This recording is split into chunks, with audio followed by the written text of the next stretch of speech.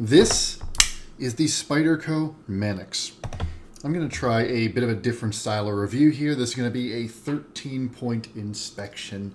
13 consistent ways to go through this knife tip to tail, understand what works about it, what doesn't, why it's built the way it is, and hopefully get everybody in and out with a better understanding of this knife in as close to 13 minutes as I can manage. So let's go. First, one, design philosophy. Who is this for? Well, Spyderco likes to talk about this as a compact, hard-use utility knife, and it's definitely one part of that. It's definitely a hard-use utility knife. As you'll see as we go into the details, this is a knife that is made to work. This is of the same ilk as your PM2. This is one of Spyderco Golden Colorado's sort of oldest, most well-known models. And this model has a lot of adherence, typically people that like to push it really hard. That is really the summary of the design philosophy for this knife. This is a knife that ergonomically, in terms of the blade design, in terms of the action, in terms of how stout it is meant to be used hard. And let's just get some specs out of the way. This is around a 5-ounce knife in this package here. This is G10 with stainless steel liners. You got a 3 3/8 inch blade with blade stock of 125 thousandths. And this one, again, is made in Golden, Colorado by Spyderco. G10 handles. This particular version is in crew wear. This is the DLT exclusive with a DLC crew wear blade and purple G10 scales. But you can get this knife in a bunch of different blade steels. At minimum, you can get it very often in S30V, but you can also get this in Rex 45. You can get it in, I don't know off top of head, but there have been probably 6 or 7 different steels that this has been offered in. I just saw an M4 version not that long ago in the secondary market. So that's your design philosophy. Let's start with the blade here. Number 2, your blade design and construction. This is a Spyderco leaf-shaped blade. Very similar to the PM2, except a little bit more of a true leaf blade in that you've got a spear point in the sense that your tip is just a little bit below your pivot here. And you've got both this bottom end here and the top end, both sweeping down to a point. This thing is all belly the whole way. There's a gradual curve from the tip to the tail. Now, one of the interesting things about this blade design is that there's not a ton of distal taper, meaning the taper from the full blade stock down to the tip. You've got 125 thousandths back here, but it stays pretty thick all the way out. You can see this blade doesn't thin down all that much. Now, you do have a full flat grind, and when you start with reasonable stock and you get a full flat grind, it will cut well, but this is not ground as thin as something like a PM2 is relative to its blade stock. The PM2, starts a little bit thicker, has a more aggressive grind down to the edge, and especially toward that tip. This tip is thicker than a PM2's, even though the blade stock is thinner. So that's what this blade is. You've got a very nice choil. You've got a spidey hole right here that is not all that rounded down, which is actually great when it's closed. Very easy to catch your thumb on here and pop it out. No, there's just a little bit of knocking down here. The overall design and construction of this blade is very nicely done. It is a typical Spyderco leaf point. Gives you a very intuitive blade shape. And again, the steel here, this one happens to be crew wear. Spyderco does their crew wear very well. That is a moderately tough, it's basically a moderate at everything sort of steel. Moderately tough, moderately stain resistant, moderate edge retention, but don't worry too much about the steel because this is just one particular version of a knife that you can find in many different steels. So number 3, the utility and function of this blade. This blade, because of the way it is designed, is a user and I would even say a beater blade. So one of the most distinctive features of the blade here are these 2 points right here. You've got tons of jimping in the choil, tons of jimping on the thumb rim. That locks your hand into place right here. You get tons of control over the blade, just like this. And because of that lack of distal taper, and just because of the way they've chosen to ground it, this is a little thicker behind the edge than some other Spydercos. Now that also means that there is more edge toughness. And when you look at how they carry that thickness out, when you look at how they ground this is a blade that is meant to be pushed hard, and it feels like it. This is a blade that works very well when you're really stabbing it into stuff. This is a blade that you can really stab into stuff. This is a blade that you can, push into wood, push into carpet, push into drywall, those abrasive materials. This is a blade that when you start to use it a little lighter, starts to feel like overkill.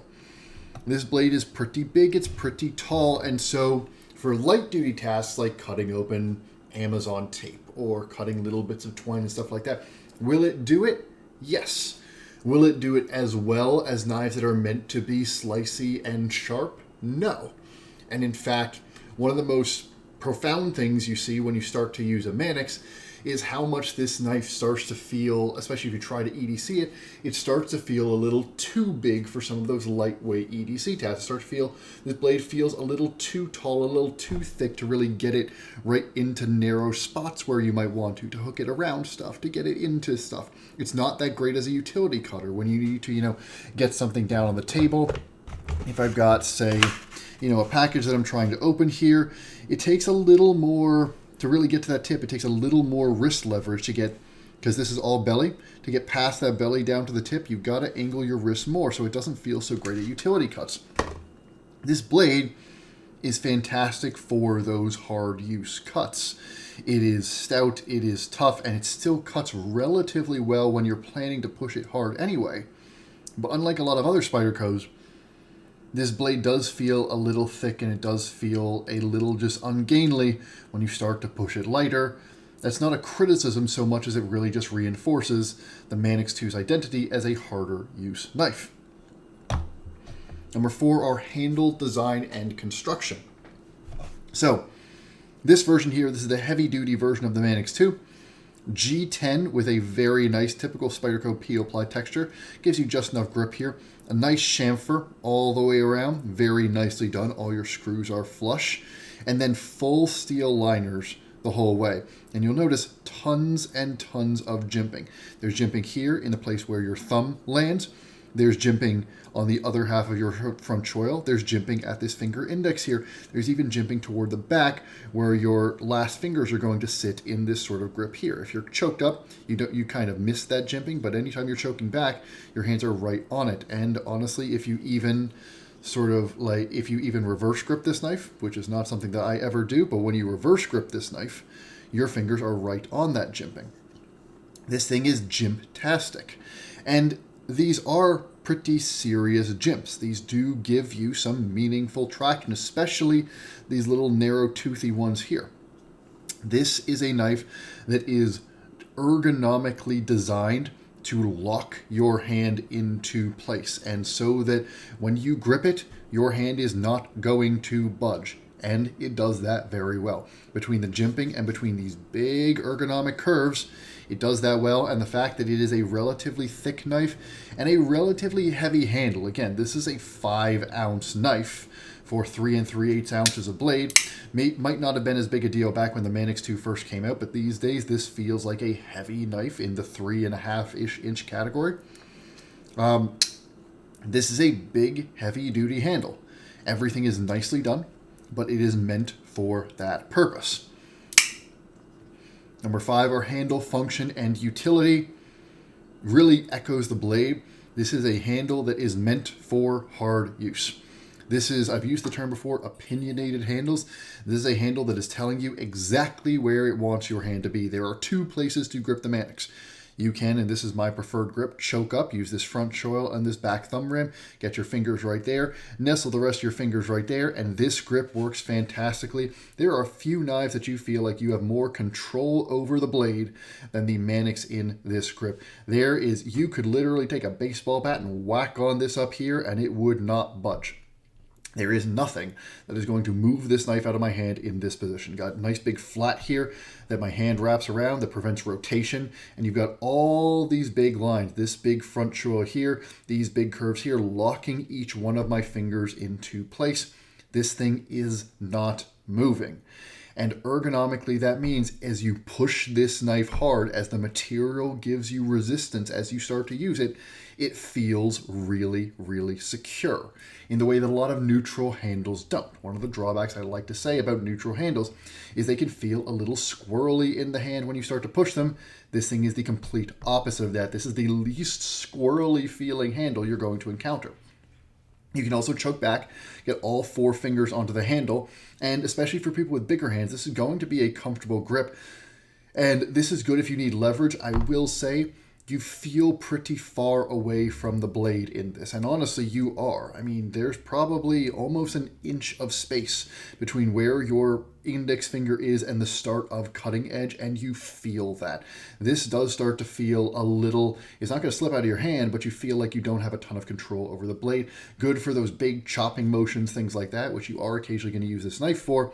But really the primary grip is this one here. And as long as you want something that is aggressively ergonomic, it's great for that. Now, obviously the problem with these very aggressive lines is, first off, there are some people whose hands just are not going to work with this. This knife, based on feedback from the community, seems to work best with people with very large hands. People with large hands love the Manix. People with very large hands love the Manix XL. But I've got relatively small hands and this works well for me, but this, you can see all these curves are big enough that even if you got sausage fingers, you'll usually find space for them. But there are some people that their fingers just aren't going to be the right size and it's not going to fit right. The other thing is, with a neutral handle, you can always grip the knife however you want to. Like if I take, say, even though it's a totally different knife, I take something like a Delica handle here. This has some curves, but it's relatively neutral. I can easily climb up and pinch it. I can grip way back. I can put my hands wherever I want to on this handle, and it'll feel good. The Manix 2 is less dynamic in the sense that you've got those 2 grips. There's no intermediate grip between this one and this one that makes any sense because how big this notch is right here. So that means that if again, for some of those lighter weight tasks, when you just want to pop the knife out and grab it quickly and get to whatever you want to, this knife just takes a little bit more thought to grab onto properly, and sometimes, especially with those lightweight tasks, like this isn't the most comfortable knife to pinch up on. You either got to get way up on this choil, which is a little uncomfortable, or go way back here, where my middle finger's here, and you're not really that close to the blade. There's just, you really see it in those lighter duty tasks. This handle feels like a lot. It's also a very thick handle. This is a hand-filling handle. And that's great for those heavy-duty tasks, helps it stay secure in the hand. But for lighter tasks, this handle feels like a lot. When I pull this out to, again, just cut down an Amazon box, which I use because it's the lightest duty task that you can think of. It's when you don't even really need a knife for. This thing feels like complete overkill to the point that it actually feels a little awkward compared to a lightweight EDC knife when I'm doing lightweight tasks like that. This is not a great gardening knife. When I'm gardening, I'm often trying to climb up and down the handle just to get into just the right position to cut something. You know, I want to get either really close up to the blade or I want to be, you know, in some intermediate position. This handle doesn't let you do that, which just really reinforces what I said about the blade. This is a knife that shines in hard use and struggles a bit when it starts to get lighter. Number 6, the action. The action is one of the best things about the Manix, and it comes down to the ball lock here. So this ball lock, it's really only used on the Manix these days by Spyderco, even though it's a fantastic lock. Basically, there's a little steel or ceramic ball that sits right at the front of this spring here and basically sits at a part of the blade and prevents this blade from closing. There's a notch in the blade that it can't get past the ball. When you pull this back, so this is a little plastic piece on a spring, when you pull this spring back, it moves the ball out of the way and the blade drops free. And at the same time, you'll see when I start to open, you can see that spring actuates. When I open this blade, it starts to push this ball back, or it pushes this little tab back against that spring. That spring tension provides our detent. And then when I overcome the detent, it snaps out. The fact is, this might be my favorite lock that Spyderco offers. It might be my favorite lock that anybody offers. It's super secure. It's as secure as any lock out there. In a lot of ways, it's similar sort of to an Axis lock in some ways, in a very broad mechanical sense.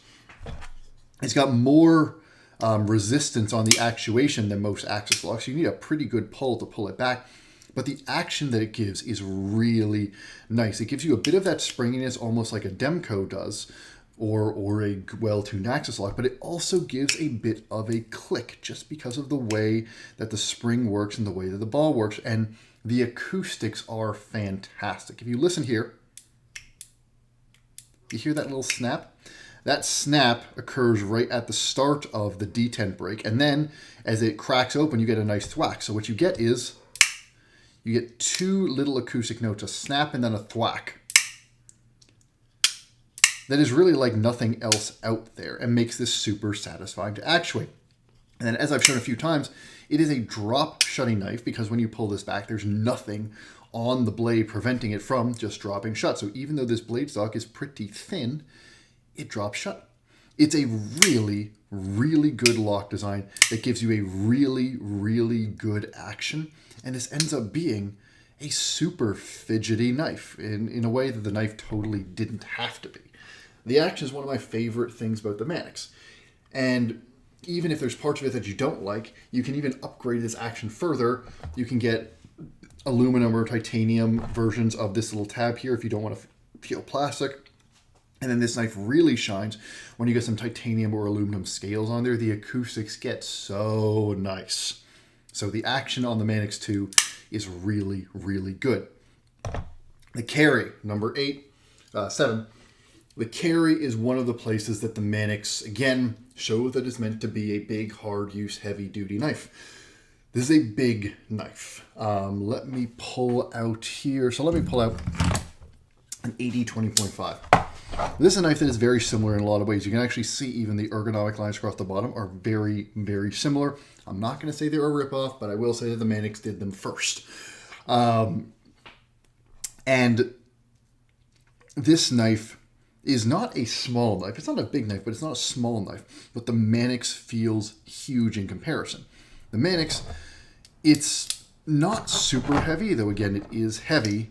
But the biggest way that it feels big is folded up like this in the pocket. This is a relatively thick knife. You know, if I compare it to the 80-20.5, it is thinner or thicker. But really, just the overall tallness of this blade folded up, more so than the weight, makes this a pocket hog. This is a knife that when you are carrying it, at least in my pockets, there's nothing else in my pocket other than the Manix 2. It's taken up that whole pocket. There's nothing else that I want to carry. And so, again, that sort of limits its use for me as an EDC because first off, it's just not as comfortable for me to carry something that takes up my whole pocket all the time. And second, I just don't want that all the time. When I've got other options, especially in that 3 to 3.5 inch range, that take up a lot less space in the pocket. You know, if I compare to something like an Endura here, this knife, even though it's not actually that much smaller, folded up, especially because of, you know, how this thing is just thick for most of its length, and this one is thin at the tails and only gets its thickest at the middle here. This one feels way, way bigger in the pocket than something like this. And you could say the same sort of thing for the PM2. I don't have my PM2 with me right now, but this thing feels like a boat anchor in the pocket. It takes up your whole pocket. That's great if you're planning to do hard use beatery stuff, because the fact is, if I'm comparing this to a Hinderer, if I'm comparing this to a Strider, it's certainly no bigger in the pocket, no more obtrusive, no heavier than some of those other hard use knives. But if you're comparing this to an EDC knife, it feels quite heavy and quite bulky. And so that's, again, one of the things, if you want to think about what you want this knife for. If you want it for those harder use cases where you're not going to care as much about the weight of the tool, about the space the tool takes up, this is great. It's not obnoxiously big. It's as big as it needs to be to have these ergonomic lines and to have this blade design, but it's going to feel huge if you're used to more compact EDC knives. Sorry for the jump cut. Number 8, value. This is about a $200 knife. If you get this in S110V, it's about a $230 knife. If you get this in S30V, it's about a $190 knife. That's a solid value for what you're getting here. You're getting typically pretty premium blade steels, Very nice fit and finish on the blade. Very nice fit and finish on the handle. You're getting quite a lot of knife here. A pretty, a relatively unique, actually very unique and pretty sophisticated locking mechanism here. And just lots of little details in the design. Again, it's really just a couple slabs of G10 with some steel and a blade here, but it's well put together. It's nicely done, especially with where the knife market is at these days. $200 feels very solid for this. It's not a crazy value, but especially if you compare it to other knives that you can push as hard as this one, other hard use knives. You're talking about your hinderers, you're talking about your striders, you're talking about stuff like that.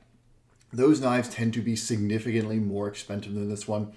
You're talking about your Benchmade Adamas, which is an even bigger, thicker knife that frankly doesn't cut as well as this one and probably can't go that much harder. The Adamas is significantly more expensive knife than that. If you're talking about the AD 20.5, which is a knife that is not as capable as this one, it's a $250 knife. This one's more expensive. So $200, somewhere even around $200 for the Manix, and again about $150 on the secondary market, feels quite good for this knife in 2024. Number 9, fit and finish. Very good, typical Golden Colorado. They're not trying to do anything complicated, but they're doing everything well. Very nice chamfers all the way around the G10 here. Great finishing. All your screws are flush. Blade centering is very good without much to worry about, meaning you don't have to futz with it. The blades, Golden Colorado does really nice blades, really crisp plunge, really crisp across the top. Fantastic jimping, some of the best jimping in the business. Great laser etching. All the liners are nice and flush the whole way. Your lanyard hole here is nice and flush. That action is a consequence of the great fit and finish, and this is a washer action that is more drop shutty than most knives on bearings. In fact, is at the price point that they're pushing here, Golden Colorado is putting out higher quality knives than just about anybody else out here. And one of the things that I'll note about how good the bones of this knife are, if you slap premium scales on here from like Applied Weapons Tech or Rock Scale, this knife will absolutely sing. You put some titanium Rock Scale scales on here, granted that's another $100 to $150 into your knife, but this thing feels super premium. In its actions, feel, all that, and that's because the main components of this knife, the blade, the locking mechanism, and all the internals that make it function the way it does are really, really well done. Great fit and finish, especially for the price. And so that brings us to 10, the summary. If I were to summarize my thoughts, it's that this really is, even more so than the PM2, a knife that is designed for hard use, a knife that is designed to be pushed hard. This is a bigger and heavier knife than the PM2. This is a chunkier knife than the PM2. This has a blade that is more meant toward hard use, less meant toward those EDC tasks than the PM2. Now, within that role, it's pretty fantastic. These ergonomics will lock your hand in like very few things on the entire market will. And it's just it's so confidence inspiring when you bear down on it that it's fantastic in that context. The problem is when you start to get into those lighter duty tasks, those EDC tasks, your stuff like little bits of twine, little bits of cardboard, little bits of tape, stuff like that. This starts to feel like overkill. My 3 favorite things, point 11, my 3 favorite things about this knife. First off, the ergonomics are fantastic. The way that these contours grip your hand, keep it in place. This grip in particular, with the jimping right here and the jimping right here, is phenomenal. Number 2 is probably this blade shape. This blade shape, it's very natural. It pierces very well. It slices very well. It's very easy to cut for its intended use, which is heavier duty stuff. I don't love it for lightweight EDC, but it's not meant for that. And then number 3, and my favorite thing about this knife, is the action. This ball bearing lock gives you some of the best phosphor bronze washer action that you will get on the entire market. And these days it's pretty much exclusive to the Manix. The one thing that I most don't like about this knife, and it is a matter of preference rather than a judgment of value, is just this is a knife that feels very big both in the pocket and in the hand, and that means when you start to push it into those lighter duty chores, when you start to push it into your lightweight EDC stuff, it feels like a big, heavy knife in a way that a lot of our other, popular Spydercos and things like that don't. The Manix doesn't have that problem. The PM2 doesn't have that problem. This one does. This one feels like a lot of knife in lightweight EDC context. It's just know that coming in. It's not meant for that. And so if you're used to stuff like your Indela, stuff like your PM2, and you're expecting a knife that is good at hard use to sort of be good at everything, that's not going to be the case here. And then last point, number 13, am I going to keep this? I'm not sure. This one may or may not be a keeper for me personally. And really it comes down to one thing, which is, for me, there is very little that this one does better than the PM2. The PM2, as I will say in my upcoming PM2 review, and I've said in bits and pieces in other reviews, is, I think, one of the best hard-use knives on the market. I think it might be the best hard-use knife on the market. The only real competition it's got, in my mind, is the Inkosi or some of the older Strider SNGs.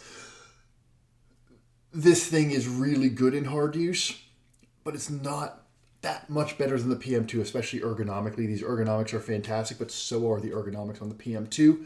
And this thing just feels bigger and chunkier than the PM2 when I take it out for those EDC tests. The PM2 is a wonderful design because it can go hard, but it can also go easy. It can also go light.